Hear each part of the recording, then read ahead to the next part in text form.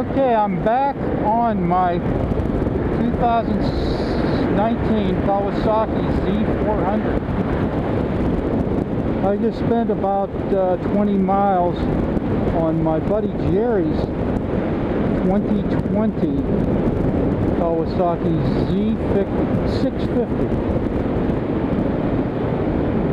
And I gotta say, I'm happy to be back on this machine. The suspension is more compliant, it's softer. There is less buzz through the bars and through the foot pegs, much less. No buzz through the gas tank or the seat. My engine is much smoother on the 400 than on the 650. This has a, I don't know what it is, it feels like this has a longer wheelbase because it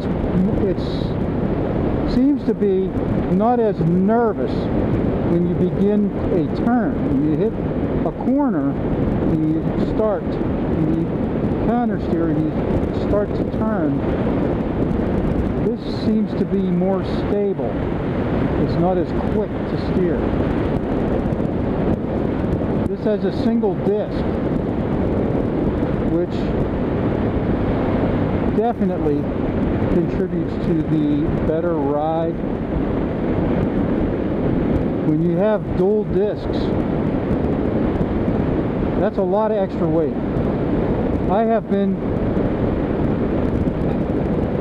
against dual discs on light motorcycles for decades. You don't need them. You don't, unless you are really... I just don't get it. I don't understand why you need dual discs. There is an advantage. It's less brake pressure to slow down, to stop, to change speeds. And the bike will brake in a straight line when you have dual discs. Because when you hit the brakes, the calipers pull evenly on both forks. Okay, fine. But you're fighting a gyro. A second gyro with that second disc. A gyro does not like to steer. It doesn't like to change directions.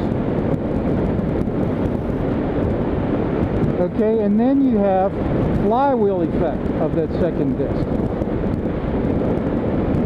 A flywheel takes energy to accelerate it, and it takes energy to slow it down. Okay, then you have unsprung weight. That's weight that has to be controlled by your suspension. That's extra weight. Unsprung weight is so critical.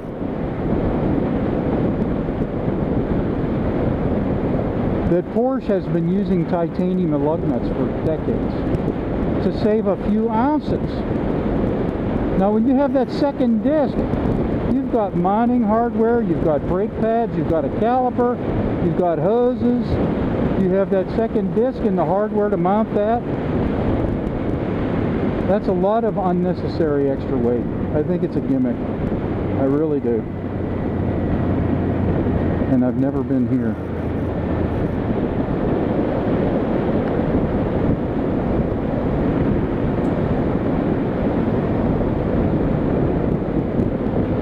Okay, so the lack of a second front disc is a big benefit.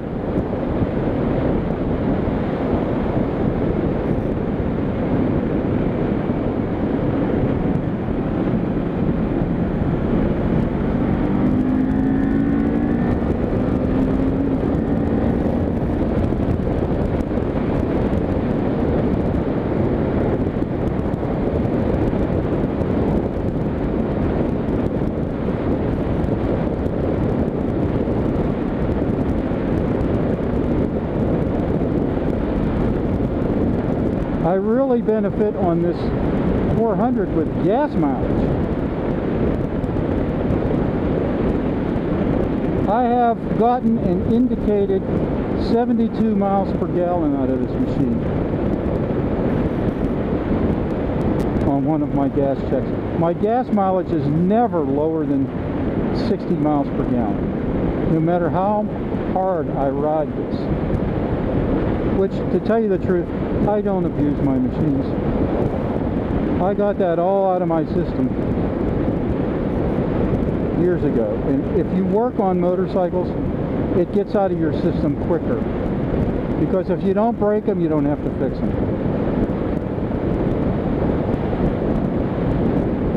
But after riding the Z650 today, up till about 15 minutes ago, it really makes me appreciate this 400 because it has a nicer ride, softer suspension, and the engine is smoother, much smoother.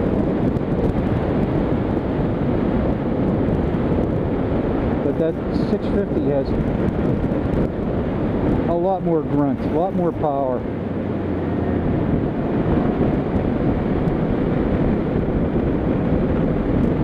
But this has adequate power. I'm not lacking for power. I could get by with just this motorcycle for all my riding. Now, last week I drove my Ram pickup with a Hemi engine from Pittsburgh down to Bethany Beach, Delaware for the week.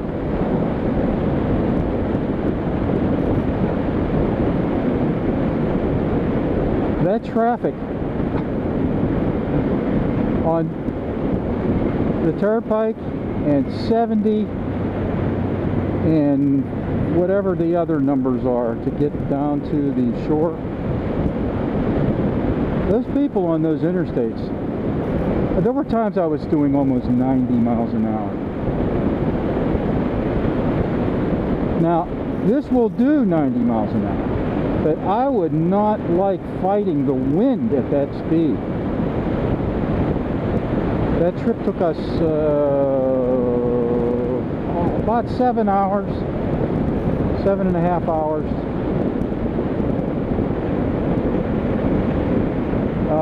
That would be a long day.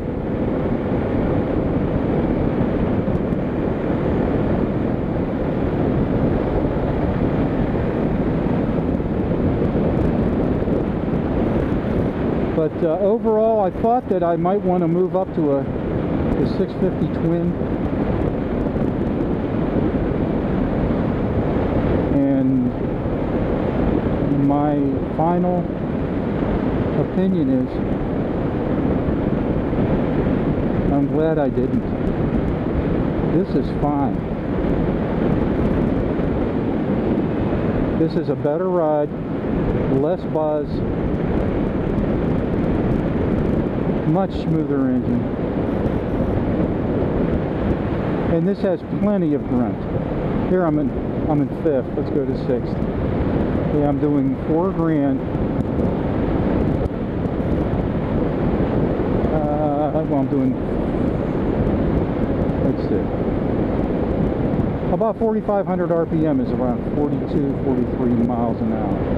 Now crack the throttle.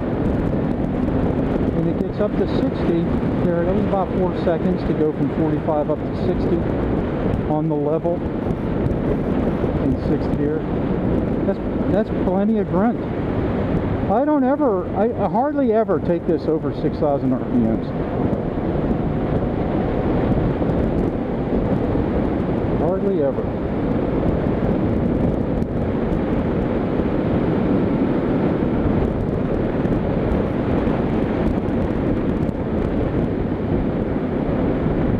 It turned into a nice day. This, I know, is a technical, very tight. This turn closes up on you. No, not this one. There's a turn coming up. I have in one of my other videos. I'm on my venture on this road, and it really snuck up on me. It's coming.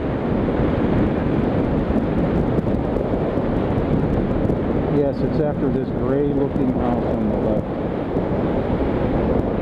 Interesting. Now, then there's another house up here on the left. You know what? They did some patching here. This is it. Yeah, this closes. This tightens up, decreasing radius. And then this one here is the same damn thing. Pretty technical if you've never been on this road. I hope my buddy Jerry's okay. Okay. Yeah, I'm glad I got this. And let go of the bars. No shimmy shake. Even though this has older, the original tires with 4,500 miles on them. They're pretty good. They're the Dunlop original tires.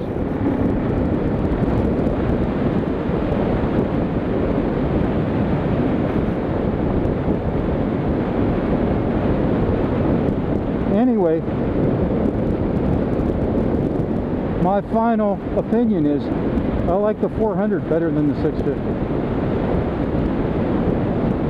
I do. Now on the highway, like going down to Bethany Beach from Pittsburgh when everybody's doing 80 to 85 miles an hour at times, this will do it.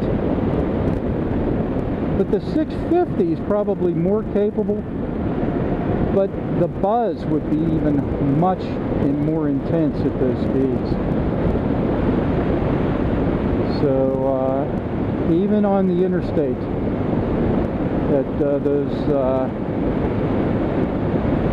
speeds, I think I would still rather be on a 400 than on the 650 twin. That's my ruling. I'll see you there.